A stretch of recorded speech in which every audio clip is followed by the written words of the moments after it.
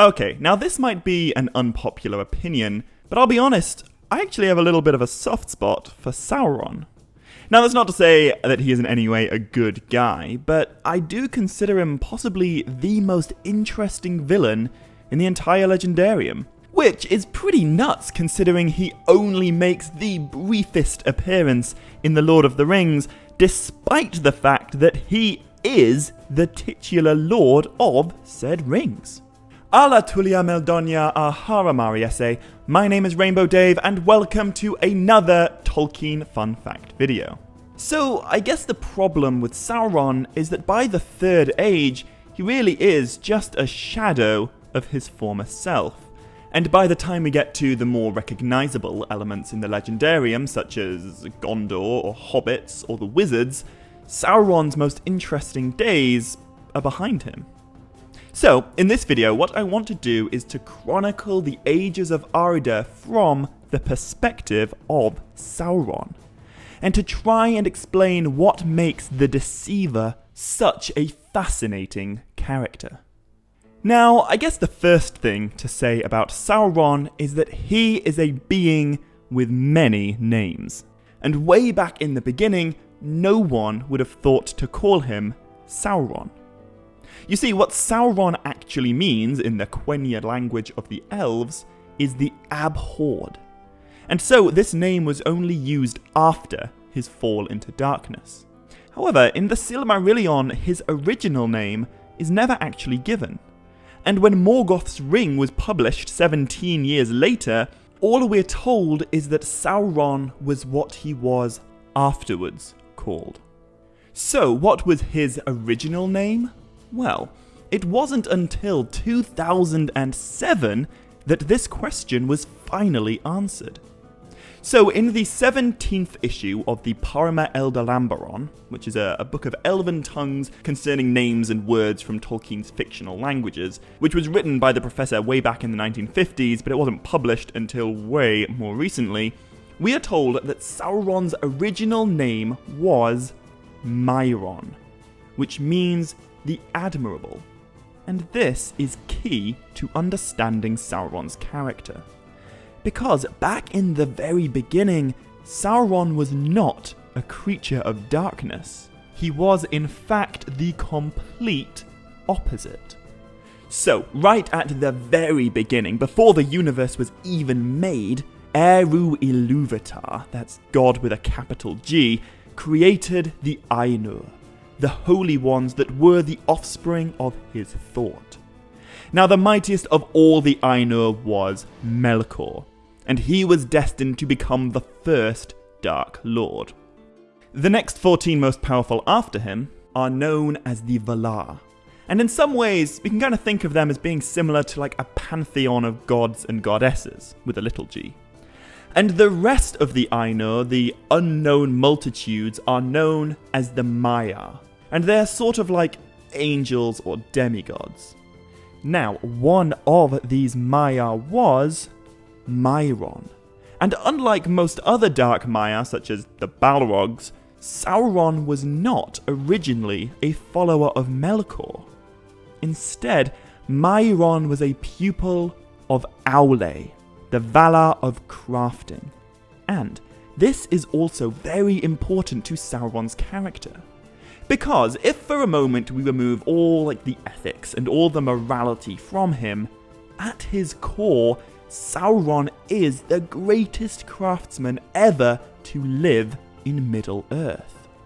And this love of crafting is central to his purpose and his motivation.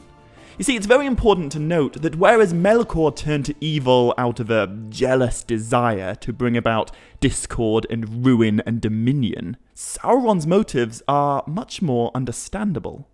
Mairon was a lover of order and perfection. And as one of the greatest of the Maiar, he believed himself worthy of ruling Middle-earth and crafting it into his vision of a world without waste or turmoil. Now, as is so often the case with geniuses, this desire soon turned to obsession. And before long, Mairon found himself admiring Melkor's power, to effect his designs quickly and masterfully. And thus, Mairon was corrupted into Sauron, and for long he served another, and not himself. Now, in order to keep this story moving, I'm going to have to skip forward about 10,000 years or so to the moment where Melkor is finally defeated and imprisoned by the Valar, at least for the first time, after the war for the sake of the elves. So, for 3 long ages, which with a little bit of Tolkien maths we can calculate as 2,874.6 years, as we'd reckon it, Melkor is locked away in the west. But Sauron is not locked away with him. Instead, Sauron simply remained in Middle-earth, and he spent these long ages faithfully rebuilding Melkor's armies and awaiting his master's eventual return. And in this time, we can speculate that Sauron may have given some thought to the future, and to the perfectly ordered world that he hoped to build alongside Melkor. But this is not what happened. When Melkor eventually did return to Middle-earth, he was angrier, pettier, and more bitter than ever before. And instead of crafting Middle-earth into a perfectly ordered kingdom, he simply wanted to pollute, ruin, and pervert everything that the elves and the Valar had built. Melkor's goal was to corrupt Middle-earth into something obscene, and I imagine this must have struck a rather sour note with Sauron. But still, Sauron remained faithful to his master. Now, throughout the First Age of the Sun, Sauron became Melkor's chief disciple. And along with the Lord of the Balrogs, who was called Gothmog, Sauron was the Dark Lord's highest-ranked servant.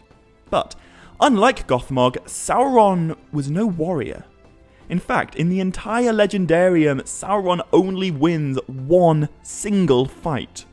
However, it's at this time that we get some more of Sauron's many names, because among the Sindar elves of Beleriand, legend told of a dark sorcerer, known only as Gorthaur the Cruel, which means the terrible dread in the Sindarin language.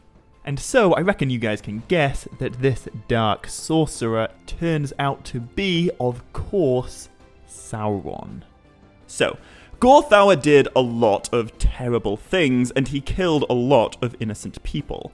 And it's at this still relatively early point that he seemed to develop a bit of a chip on his shoulder in regards to men. You see, Melkor's great enemy are the elves, but even in the First Age, Sauron developed a particular disdain for men, and he seemed to desire to rule them all. Now, this will be important later.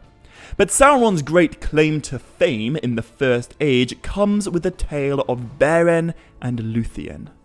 And I don't want to spoil the specifics, but just before this story began, Sauron invaded the elven island of Tol Sirion, and he renamed it Tol in Gawahoth, the Island of Werewolves. And it was this island that both Beren and Luthien came to. But to be honest, this is not Sauron's finest hour.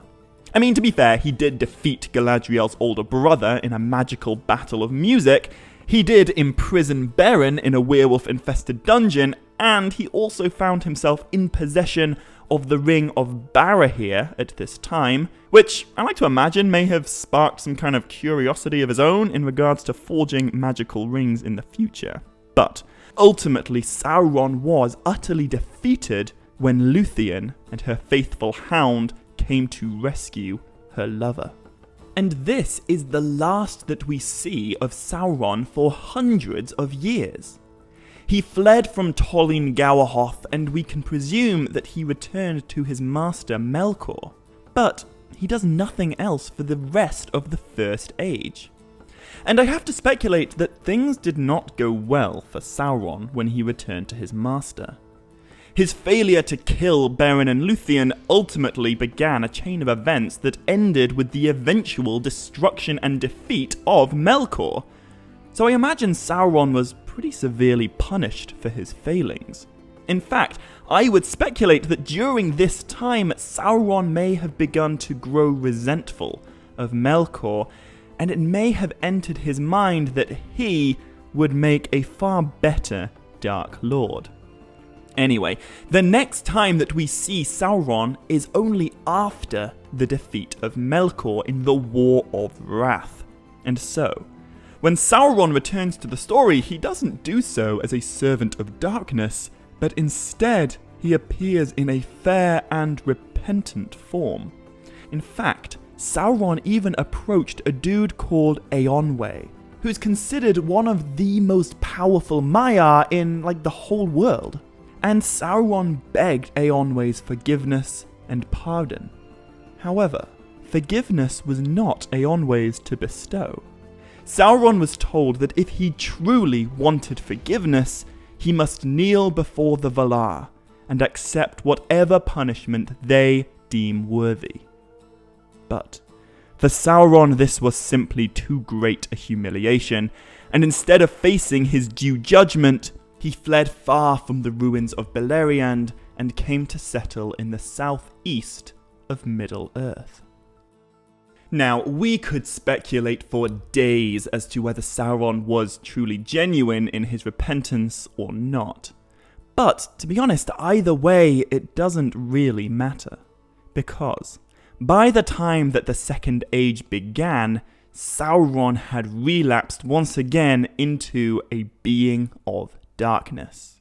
Except, this time, he was done acting as the servant of another. So, with Melkor and all of Beleriand gone, Middle-earth entered its Second Age.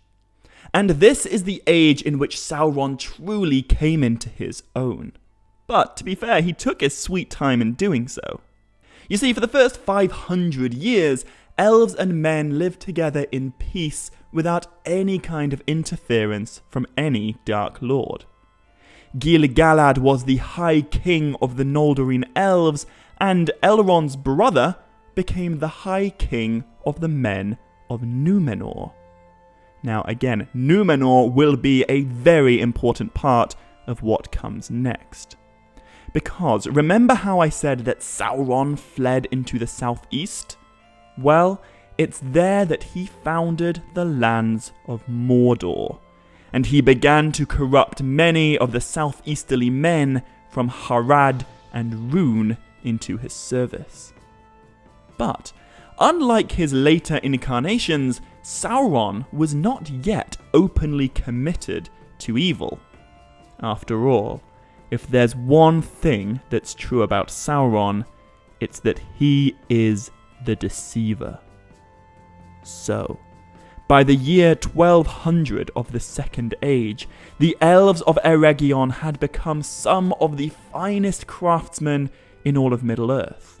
And under the command of their lord Celebrimbor, a brotherhood of elven jewelsmiths founded the Gwaith y Myrdain, who began creating objects of exquisite power and beauty.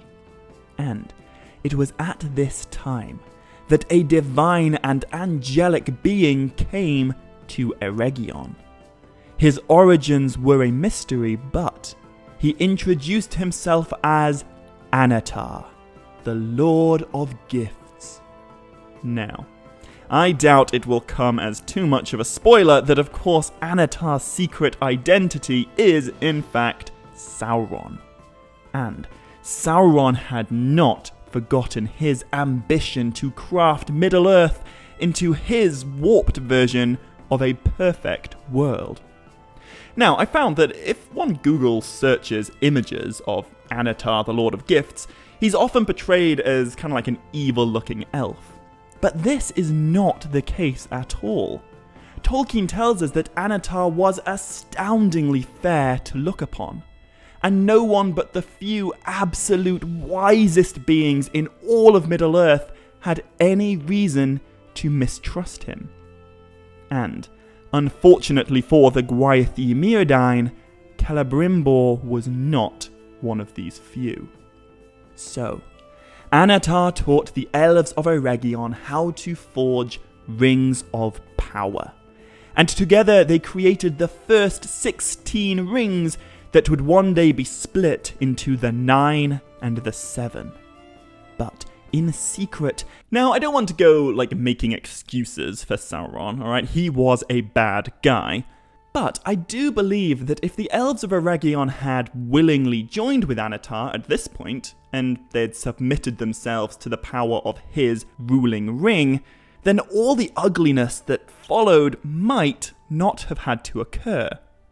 But of course, it did occur, because the moment that Sauron put on his ring in Mordor, hundreds of miles away, Celebrimbor sensed his evil, and the days of trusting Annatar came to an abrupt end. So, what follows is known as the War of the Elves and Sauron. And I won't go into specifics, or else this video would be 2 hours long, but I have to say that it ends particularly horribly for Celebrimbor. You see, his body is shot with arrows, and then impaled on a spike, and then carried around by orcs as their war banner. But Celebrimbor's sacrifice is not for nothing. Although Sauron does successfully reclaim the original 16 Rings of Power, Celebrimbor sent the 3 far away, and Sauron never got his hands on them. Now, this war is long and bloody, but, as is so often the case with Sauron, he actually loses pretty much every battle. You see, although Sauron more or less defeated the elves, he was in turn defeated by a great army of men from Númenor who came to the elves' aid. And I think this really cemented in Sauron's mind his hatred of men forever.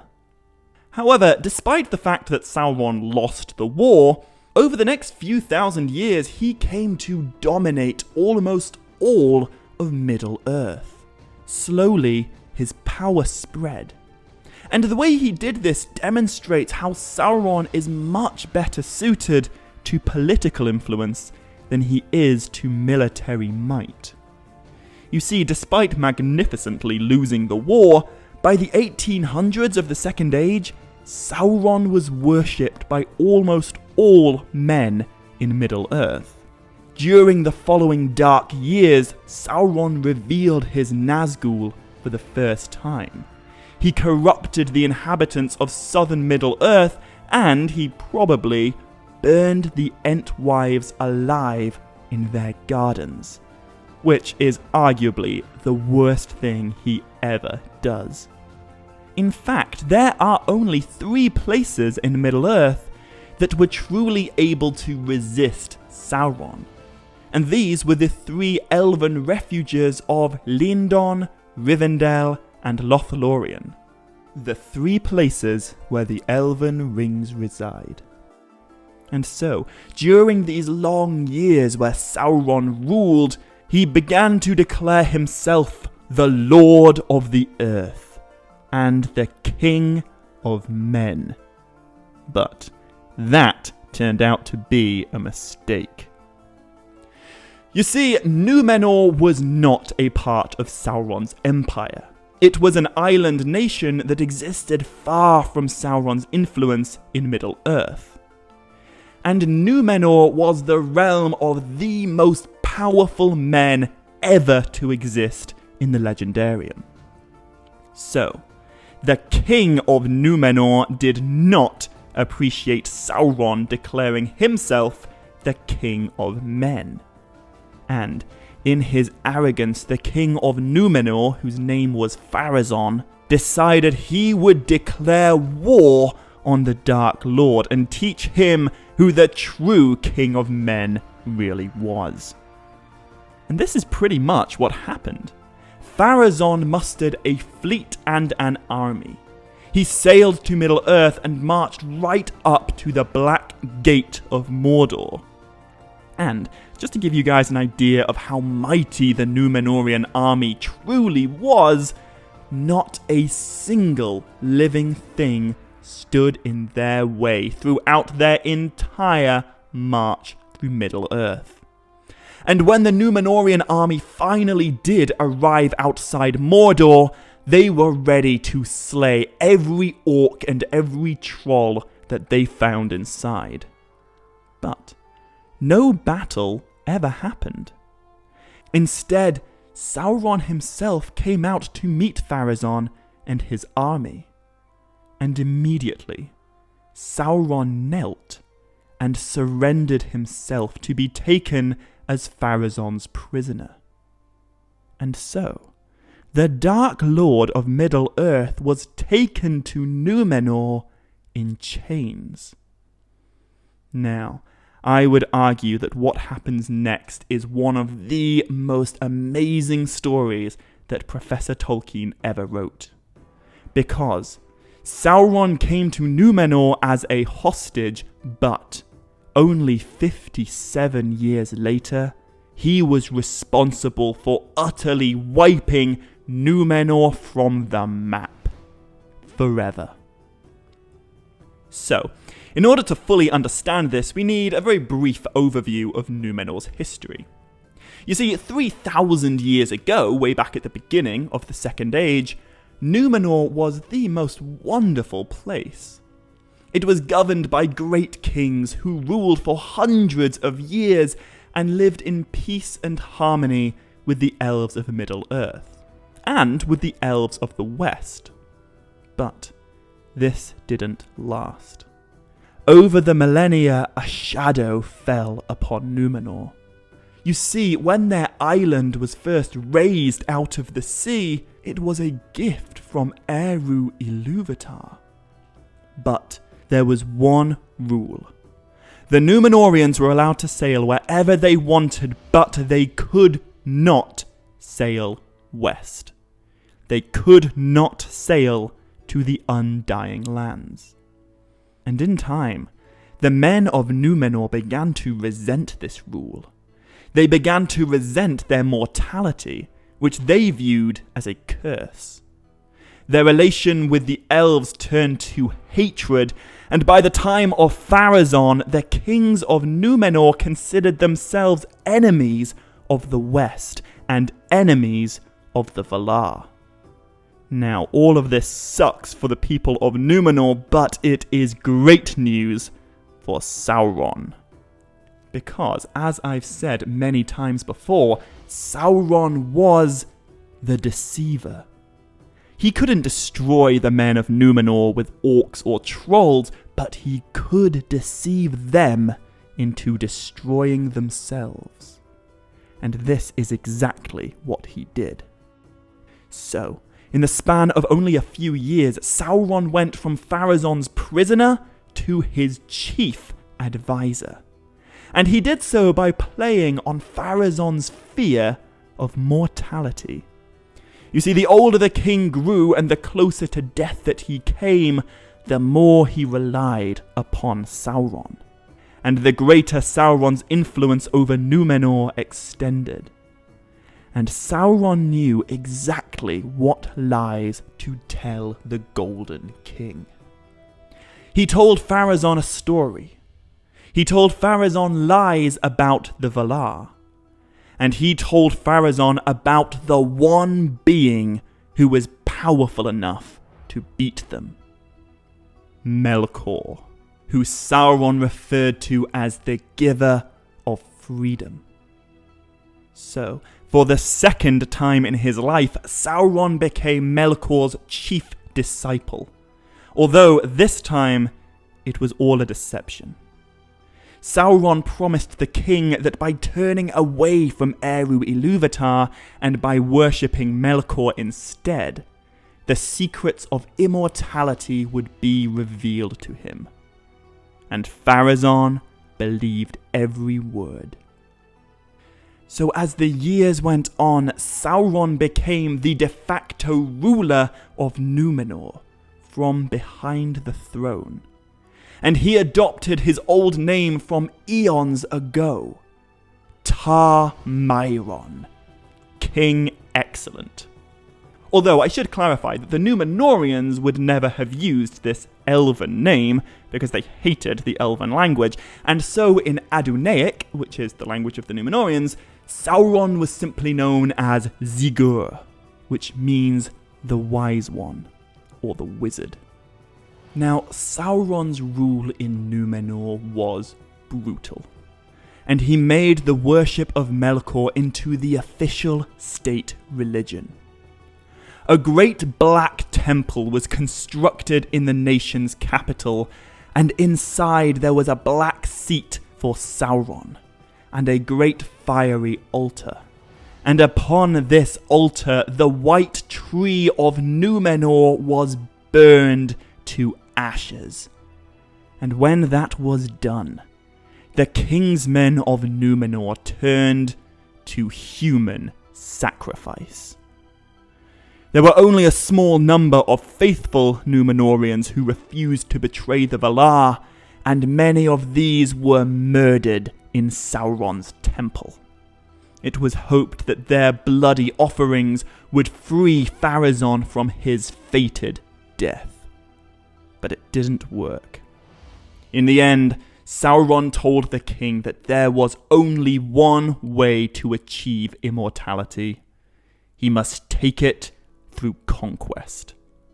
And so, Sauron convinced Pharazôn to build a great armament of ships and to sail west to declare war upon the Valar. And so, that is how Sauron wiped Númenor from existence. When the first of Pharazôn's ships landed on the Undying Lands, Eru Ilúvatar himself intervened, and he changed the shape of the world so that no men could ever sail into the west again. And in this cataclysm, the king's men were destroyed. Númenor was obliterated, and not unlike the legend of Atlantis, it was lost beneath the waves. Now, ironically, Pharazôn, he actually got his wish. Tolkien tells us he was buried alive under falling hills, and there he will remain for countless millennia, in the Cave of the Forgotten, until the last battle and the Day of Doom. Now, Sauron himself was also utterly destroyed when Númenor fell, but he wasn't gone. After all, he had the One Ring. And so, although his body was lost, his essence survived. And in time, he was able to rebuild. And this pretty much catches us up to the story of Sauron that we're all familiar with. Only 111 years later, the surviving faithful Númenorians under their new High King Elendil made a last alliance with the Noldor's High King Gil-galad.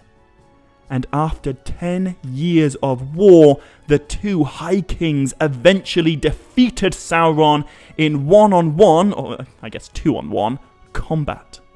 However, they gave their lives to do so. And as I'm sure every single one of you knows, Sauron was eventually defeated when Elendil. Now, we all know that this isn't the end of Sauron's story. He endured throughout all of the Third Age as a weakened spirit who Tolkien describes as only having 4 fingers on his black hand. But his days as the Deceiver were over. Never again would Sauron be the Lord of the Earth. And to be honest, I feel that in the Third Age, he is only a shade of who he'd been before. By the time of the Lord of the Rings, Sauron was a tyrant and a lord of evil, but he wasn't really much more than that. He was a far cry from Tar-Myron, a far cry from the admired Maya spirit who'd had so much potential so long ago. What Sauron wanted was to rule a perfect world. But in the end, the Deceiver was himself deceived by his own warped sense of virtue. Perhaps the thing that we should all take away from Sauron's story is the danger of believing that perfection can be forced through dominion. Or that order should be crafted into control.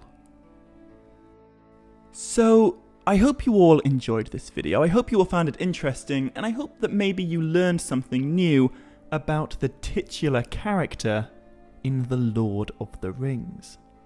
And as always, dear friends, until next time, much love, stay groovy, and Navaya Melanine.